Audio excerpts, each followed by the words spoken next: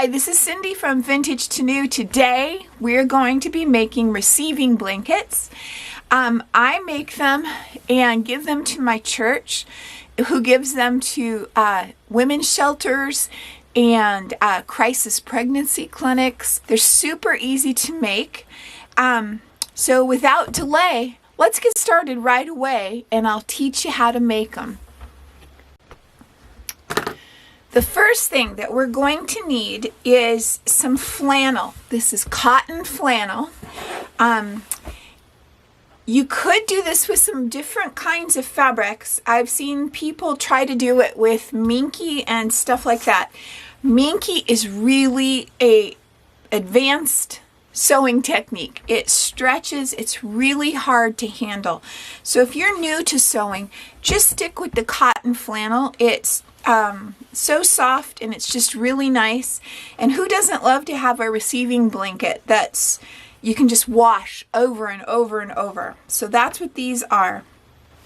So to get started, you need to have a 30-inch square of fabric and a 40-inch square of fabric. The 30-inch, the smaller one, will be the panel that's on the front, and the larger one becomes the back and the binding. So let's see what we do next. You have to be able to find the center of, okay, these are all squares. So on the raw edge, you need to be able to find the center of each of the sides for the small and the large. So I ironed a center mark here, and then when I cut it out, I had it on the fold and I ironed it right here. I did that on both. So when I open this up, I can see my fold line for the center of both pieces. So that's really important. The other thing to do, let me zoom you in. Use some kind of a marker. This is what they call a Frixion pen, or it's like a Frixion pen. Mark a 3/8 inch square here in the corner of all four corners of your small piece. When you sew, you're going to start right here at this point and sew this way. And then when you get to the other end, you'll stop sewing right there. And then when you do this side, you'll start sewing here and sew down and stop when you get to the other one. Okay, so that's just our seam allowance, and that's just a reminder of where to stop and start. We're going to be using a 3/8 inch seam, so that's why I made a 3/8 inch box. And then on one side, go ahead and mark, go over maybe like 4 inches from the side, make a mark, and then maybe a good 7 inches over here and make a mark. What we're doing here is leaving ourselves a reminder. I am not going to sew this closed right here. That's where it's going to be left open so I can turn it right side out. And leave a really nice big opening. 7 inches would be the minimum that I would do. This is a lot of blanket to be pulled out through that opening, and I don't want to stretch it and make it wonky. So nice opening, and I'll show you a trick on how to get a really nice closure when it comes time to closing it. Okay, who is laughing at me on that video that I was marking on the right side of my fabric? So I've moved all of my marks to the wrong side. So sorry about that. You think by now, after doing so many, I would know. Okay, so here is my fold line, and here's my fold line, and I'm going to match this up. And you could pin it or use one of these little clips, and then you're going to just go to the side. And the trick with this whole thing, the magic comes in, is that one square is bigger than the other. Okay, so I am going to take this to my machine. I'm going to start sewing right at this point, and I'm going to sew all the way down to this point right here. Now, if you're new to sewing, you can pin or clip this side too. But you'll find if you've been sewing for a while, being we already know where we're starting, and we won't stretch or anything when we're sewing. We don't necessarily have to clip this side, so just do whatever makes you the most comfortable. So I'm going to sew this and be right back. One little tip, if your sewing machine has the option of ending with the needle down, always do that, because as you're sewing along you'll make adjustments of pulling the pins out or whatever all along, and if the needle is holding it down, it just keeps it in place for you better. So here you can see I started sewing right here at this corner, I sewed all the way down, and I stopped right there at that corner.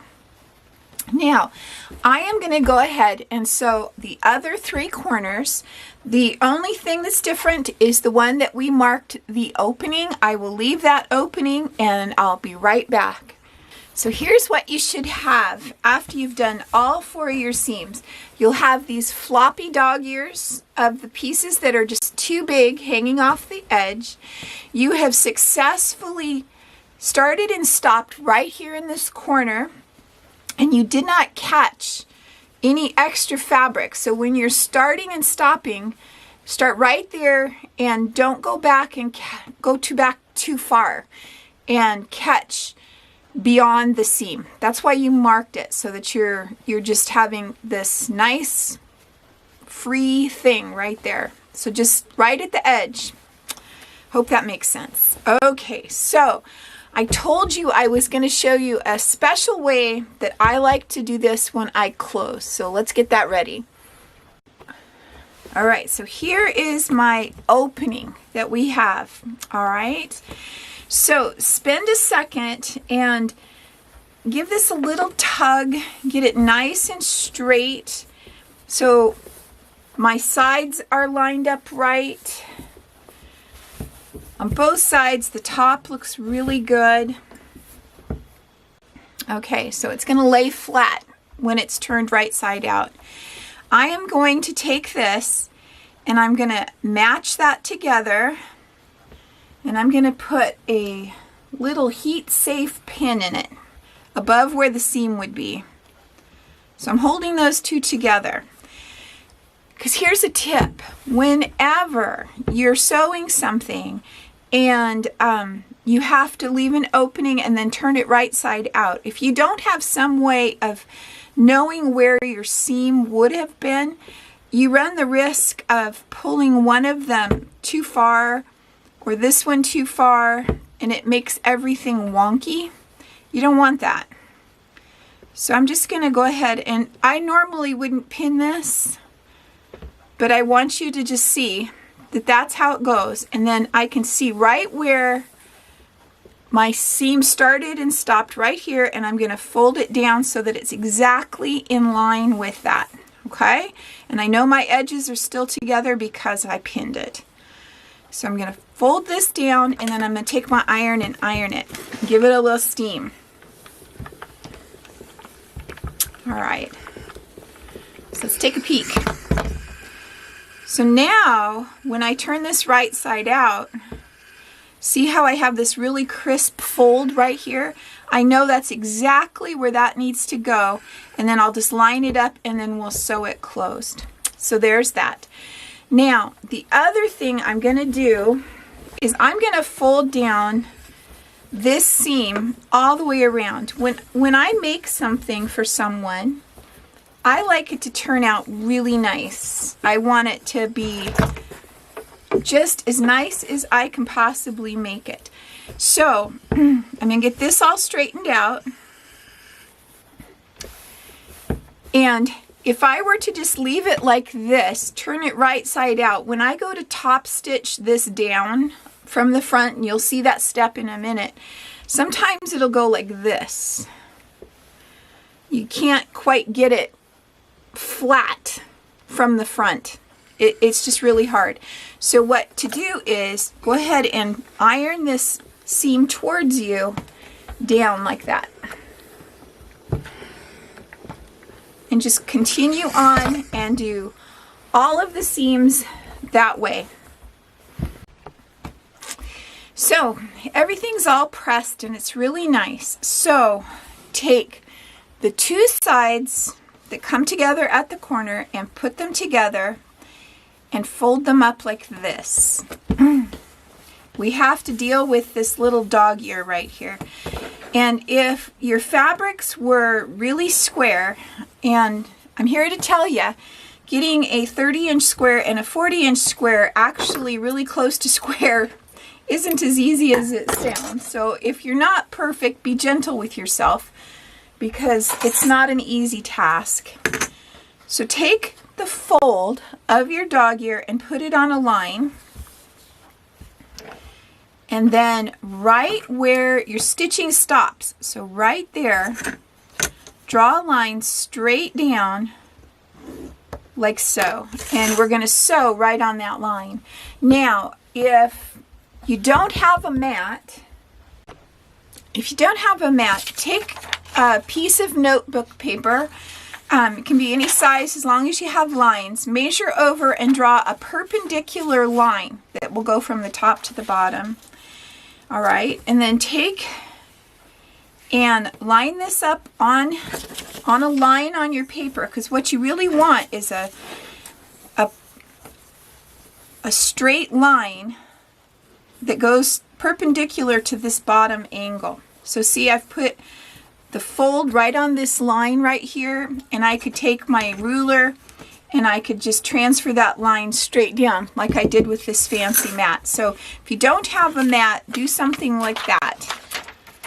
So now I'm just going to start here and sew down.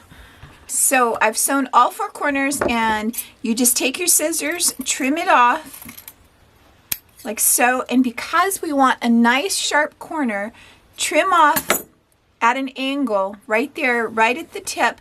Do not cut your stitches, but cut kind of close, and then just angle it off so that you can turn it out and get a nice sharp point. So now turn it right side out. Okay, so it's all turned right side out. I used a chopstick and poked out the corners so that they're nice and sharp. And if there's still a little dab of fabric you can't get out with like a chopstick, just take a pin and pick it just a little bit. Be gentle, but you want a nice sharp corner. Okay, so here's the tricky part. This is where our opening is. And you can see that that fold is just right there, and it folds. This is laying flat, and you just fold it up over that until this line here looks completely straight. You can't even tell where that is, right? It's right there. You can't even tell. So then take a couple of pins, start back here just a little bit and pin, keeping it nice and flat, and pin.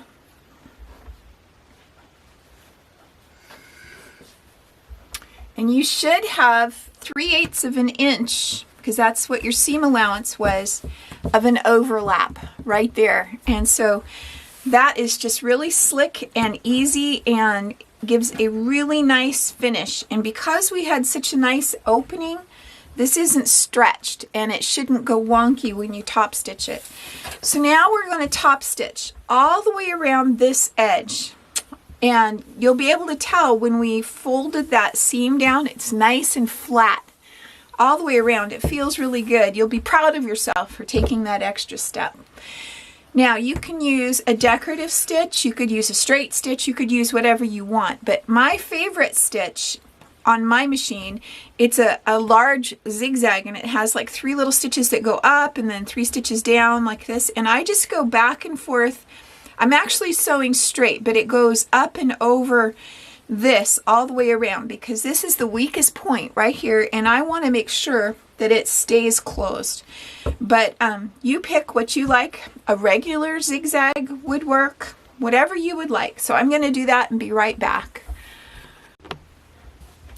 So you can see that zigzag stitch that I was talking about, how it goes on and off across the opening, and this is where the opening was in our little blanket, and you can't tell at all. So anyway, I hope you've enjoyed this tutorial, and if you make a blanket, would you leave me a comment below and let me know how it went. And so until next time, this was Cindy from Vintage to New.